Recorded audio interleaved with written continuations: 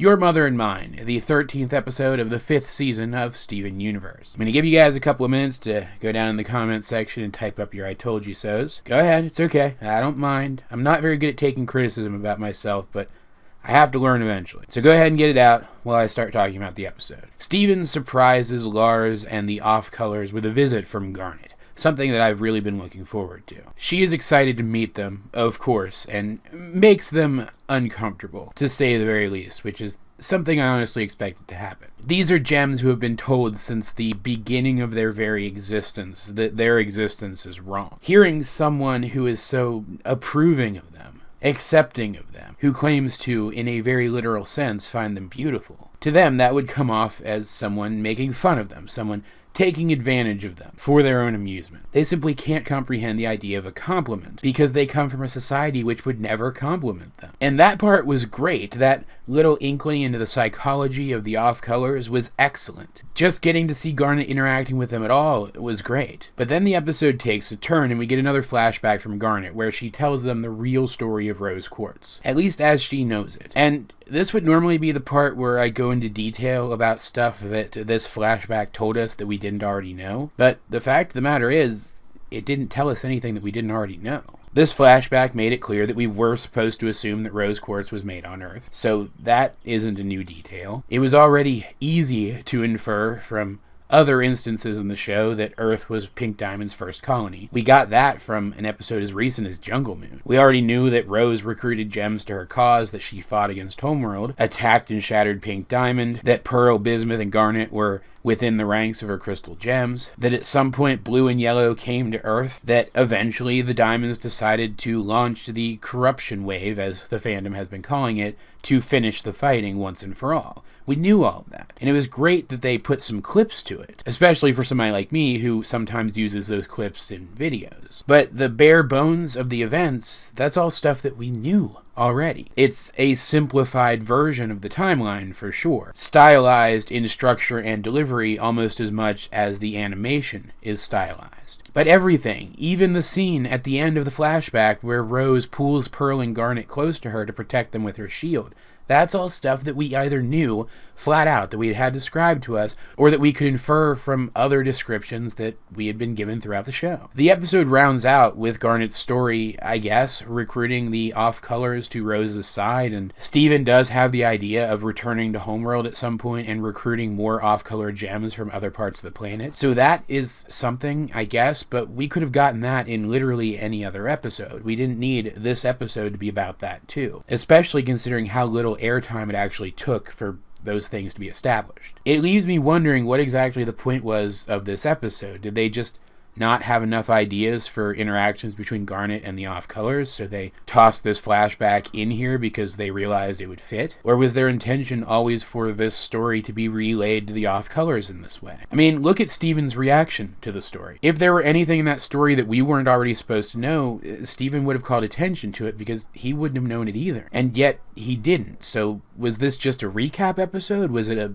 glorified clip show, for lack of a better term? What did we learn in this flashback that we didn't get from the recap promo that aired a couple of days before these episodes dropped on the app? Again, I'm not downplaying the work that went into this episode. I still think it was a good episode. Not a great one, but a good one. It gets a passing grade from me. I'm just trying to figure out what exactly the point of it was. What was the point of this episode existing as it is structured, as it exists? Because honestly, I would have liked to have seen more of Garnet interacting with the off-colors, more of her talking to them and getting to know them. I get that she had to tell them the truth about Rose Quartz, because of course Homeworld would lie about Rose Quartz, but she could have done that in a jump cut, if all she was going to tell them was stuff that we already knew. Like as I said before, I'm happy that the new clips exist. It's interesting, especially if we are supposed to look at this as the most comprehensive and up-to-date version of the lore as we know it so far, there's actually a couple of things here that might be discrepancies. For one, this episode does confirm that Rose was made on Earth. It doesn't specifically say those words, but it does confirm the idea that Rose had to have been made here by explaining that Pink Diamond came to Earth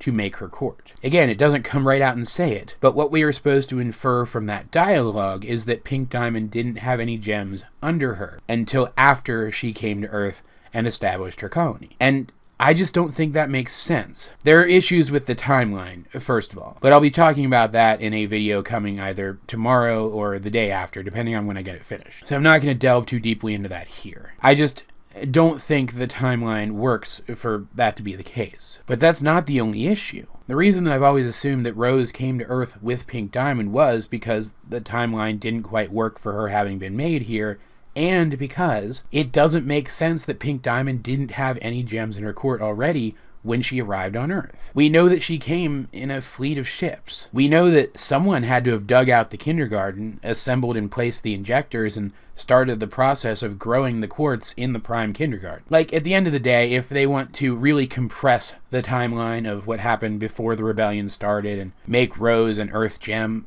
I don't have an issue with that. I think it compromises her character a little bit, as I feel that her choice to rebel is a lot stronger if she actually came from Homeworld and knew Homeworld at some point in her life. But I don't have an issue with it, fundamentally speaking. It just means that the prime kindergarten was a general quartz kindergarten, not specifically an amethyst kindergarten. But it was still a quartz kindergarten. All of the holes there are uniform in size, telling us that quartz were grown there. So where did the other gems in Pink Diamond's court come from, if not another planet that wasn't Earth? Who flew her ships if she didn't have other gems which came from other planets other than Earth? Who dug her kindergarten? Who assembled her injectors? Who started the process of growing those quartz? Because aside from the fact that it would be impossible for Pink Diamond to fly more than one ship herself, I just don't see Pink Diamond doing all of those other menial jobs. Not to mention that in the trial it was specifically mentioned that she had other types of gems in her court, sapphires and various high-class attendants. Agates were mentioned too, but agates are a kind of quartz, so they could have been made in the prime kindergarten. And it's not as if there are other kindergartens.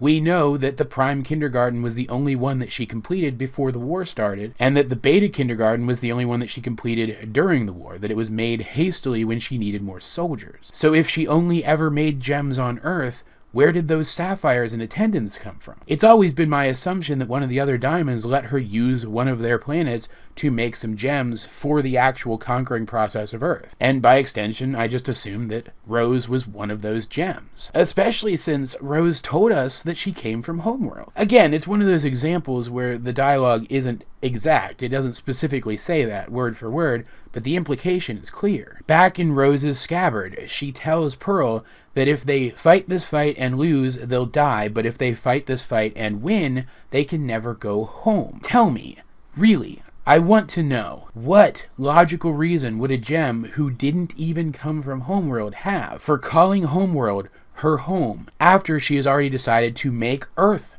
her home and defend it? There's also the issue that this episode seems to be implying that Pearl joined Rose after Rose rebelled. When, if there is one thing that the dialogue between Hollow Rose and Pearl in Rose's scabbard makes clear, it's that they knew each other before Rose was a rebel. Again, it doesn't flat out say this. I'm going to be saying that a lot. But Garnet's flashback establishes a clear timeline. Rose fell in love with the Earth. Rose spoke out. Rose was taken to see Pink Diamond because she was speaking out. Pink Diamond told her to stop. Rose didn't listen. Rose decided to rebel. Pink Diamond got scared and called Blue and Yellow to come help her. But Rose found herself with allies as well, including Pearl. That language, Rose found herself with allies, implies that it happened after everything else we just heard happened. So either the dialogue was just very poorly written in that scene, or we are supposed to believe that Rose didn't meet Pearl until after Rose was already a rebel. So if we discount the possibility that the dialogue was poorly written, and honestly I think we should, I think that should be the last possibility that we look at in a situation like this, then this episode is either retconning one of the most iconic scenes in the show, that scene between the hologram of Rose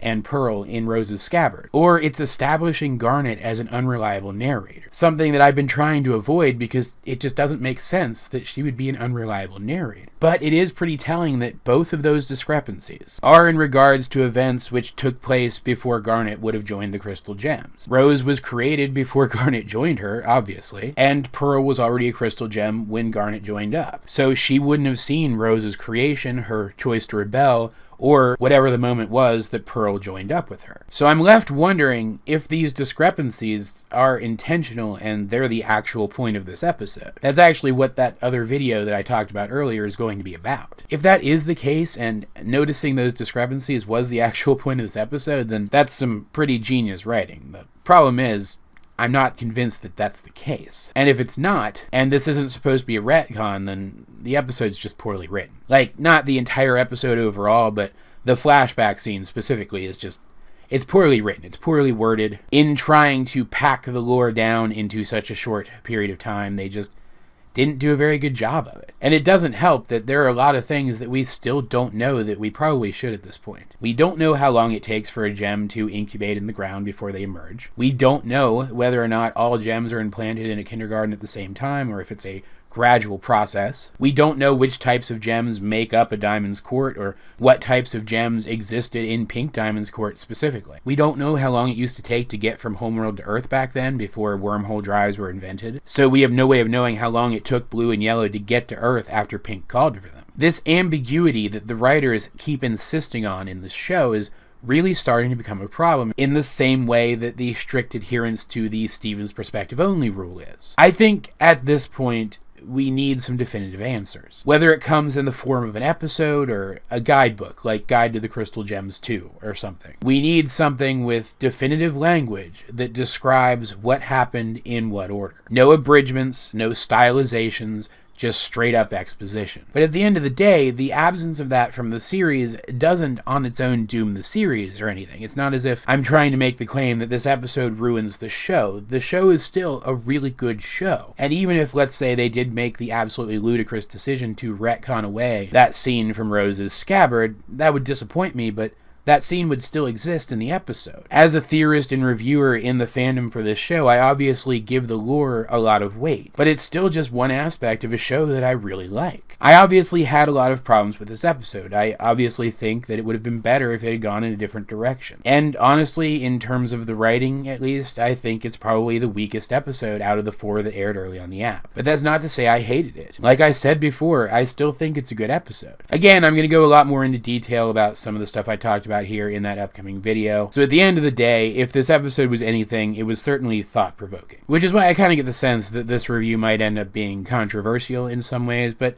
I'm actually looking forward to that. I'm looking forward to the discussion that this review will breed, either in my comment section or over on my Discord. Link in the description. I also urge you to head over to my Tumblr. I will freely admit that in the middle of the night last night, I was pretty upset by this episode, but I'm over that now, and I already kind of have a discussion about the episode going there. So that would be a good place to jump right into that. All of that said, though, guys, this has been AJ22, and I will talk to you guys later.